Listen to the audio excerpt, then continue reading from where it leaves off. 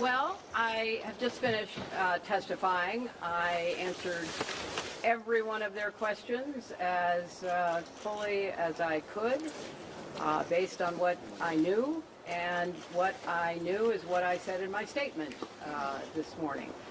I never met Jeffrey Epstein, never had any connection or communication with him. I knew Ghislaine Maxwell casually as an acquaintance, but whatever they asked me, I did my very best to respond.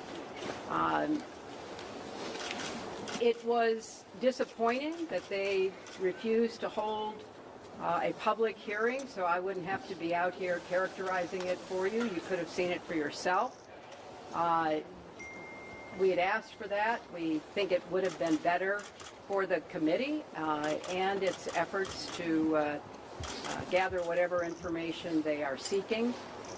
We had a bit of a challenge in the beginning because we had agreed upon rules based on the fact it was going to be a closed hearing at their demand, and one of the members violated that rule, which was very upsetting because it suggested that they might violate other of our agreements.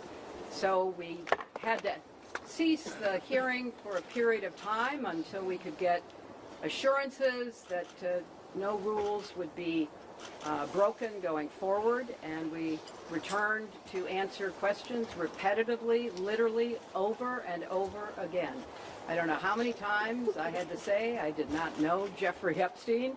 I never went to his island. I never went to his homes. I never went to his offices. So it's on the record numerous times. It then got, at the end, quite unusual because I started being asked about UFOs and a series of questions about Pizzagate, one of the most vile, bogus conspiracy theories that was propagated on the internet, that was serving as the basis of a member's questions to me.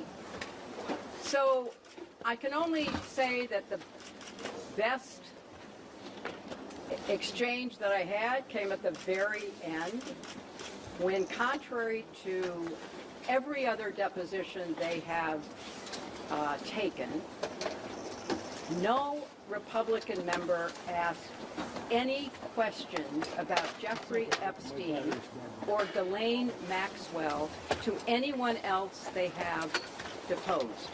And in fact, the Republican members didn't even show up for the deposition of Les Wexner.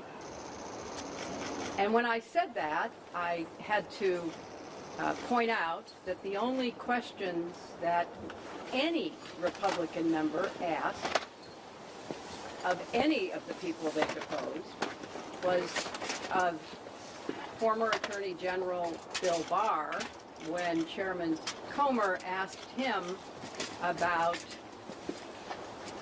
the allegations, in his view, about Russia's involvement in my election in 2016.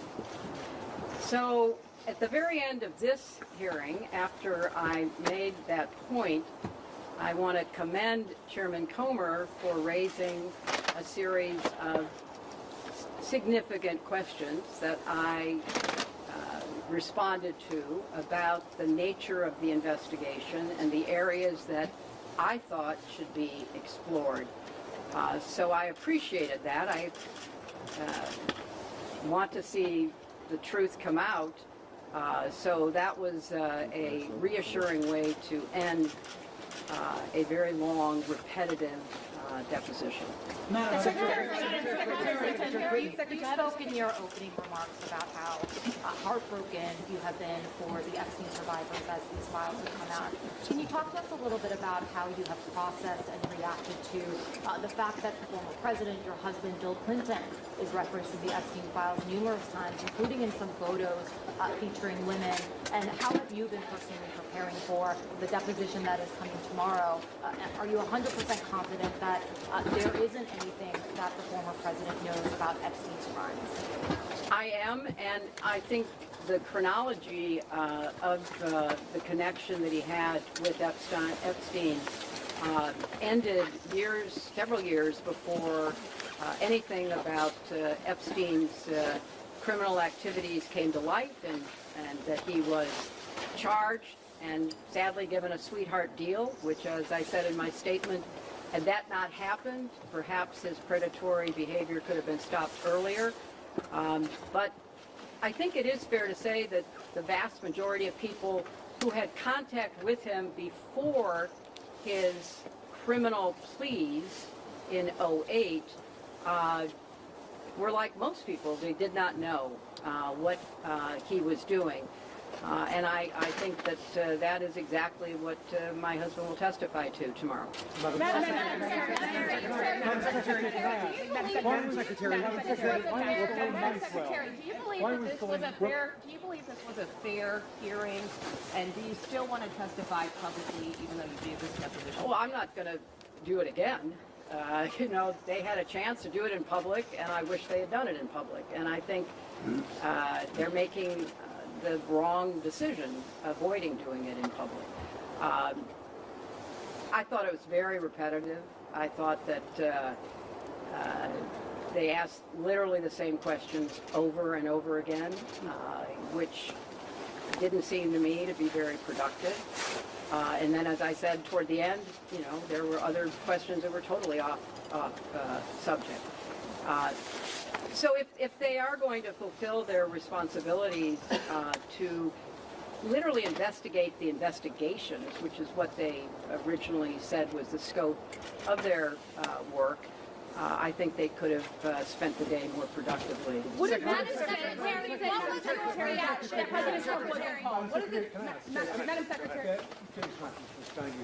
can I ask, why was Colleen Maxwell invited to the Prophet Chelsea Clinton's wedding in 2010? She'd already been mentioned in a civil lawsuit by Virginia G3 before that. Jeffrey Epstein had already been convicted. She came as the plus one, the guest of someone who was invited. Madam Secretary, could you tell us your reaction, please, to the photos? Ladies and gentlemen, if you'd like to support the channel, please check out my links. Noble Gold, save $100. Their food supply that lasts for 25 years could save your life.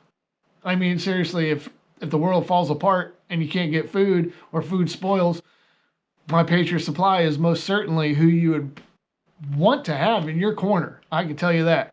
And if you really want a good night's sleep, check out My Pillow. Fantastic. And if you want some good, supplements, check out Boomer Products. Ladies and gentlemen, these people have stuck by my side through thick and thin as I had to deal with what I had to deal with when it comes to this channel for 5 years. When the Biden administration caught wind that I was actually having serious traction, is probably when I had 7.7 million hours watched in a 28-day period back in 2020. I cannot wait until I can talk about that situation. Until next time, ladies and gentlemen, thank you so much for being here. Please like, subscribe, share, all that happy stuff. It helps out dramatically. If you want to help out other ways, there's all kinds of ways that you can, click on the video super thanks and so forth and so on. Guys, it helps so incredibly much as I am going through the rebuild phase of bringing an algorithm that hid a channel for 5 years back to life. It is a freaking nightmare to do that, but the more you guys visit this channel, the more you watch my videos, the more you like them, the more you comment on them, the more you share, the more it helps the algorithm do what it's supposed to do and bring back my historical data that has to do with this channel. God bless each and every one of you, and I cannot thank you enough for being here. Food supplies have been completely wiped out. We have a evacuation of all counties. I report complete devastation. We have a giant squall, cloud, gobbling up everything in their path. This is a total loss of life. forces in this world that remind us of how fragile we are. We thought we were safe. We thought it could never happen to us. Then life like a fog descends upon us, blanketing our memories.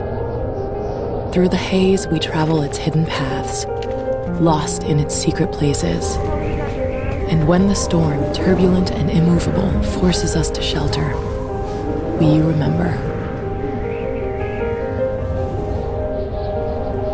It calls to us, calls us back. Back to the ports and the harbors of our past.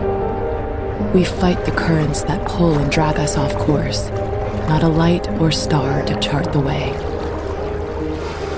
And when we arrive, we don't always know it at first, the places we once loved guised by time. Then we see it, the place we've been trying to get back to. Safe at last, we've found our way home.